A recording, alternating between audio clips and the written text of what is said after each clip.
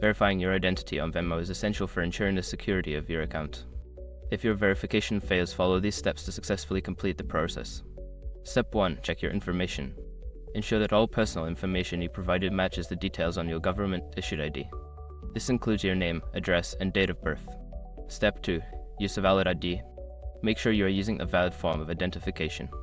Acceptable forms include a driver's license, state ID, or passport. Ensure the ID is not expired and is clearly visible in the photo. Step 3. Take a clear photo. When submitting your ID, take a clear and well-lit photo. Avoid glare, shadows, or any obstructions that might make the text unreadable. Ensure the entire ID is in the frame. Step 4. Resubmit your verification.